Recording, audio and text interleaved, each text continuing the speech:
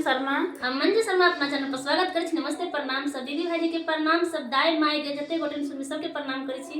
और हम दोनों देवरानी जेठानी बहुत प्यारा बहुत सुंदर सा झूमर गीत बनावे जा रहा है। सब जरूर सुनब और कमेंट करके जरूर बताए। बहुत सुंदर गीत है और खास करके जिनका सबके पति परदेश रहे, जिनका सबके दुल्हा भाभी सबके लेल, हमर भैया विदेश रहे छथिन ते इधर अपना भाभी सबके लेल गीत गाबै छै। बहुत प्यारा सा झूमर गीत है और अहाँ सब जरूर गीत के लास्ट तक सुनब और कमेंट करके जरूर बताब। अहाँ सबके कमेंट के हम सब इंतजार करते रहे। बहुत प्यारा सा गीत है।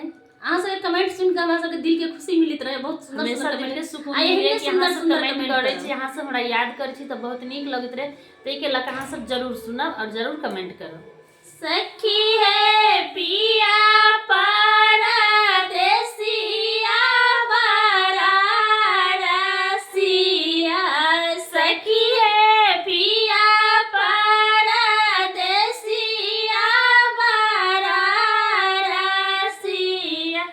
सखी है चिट्ठिया में लिखै दिलक बतिया, सखी है चिट्ठिया में लिखै दिलक बतिया, धनी है सपना में देखली तोरे रतिया, धनी है सपना में देखली तोरे रतिया, सखी है चिट्ठिया पढ़ैते धर कैया छतिया, सखी है चिट्ठिया पढ़ैते धर कैया छतिया, सखी है पिया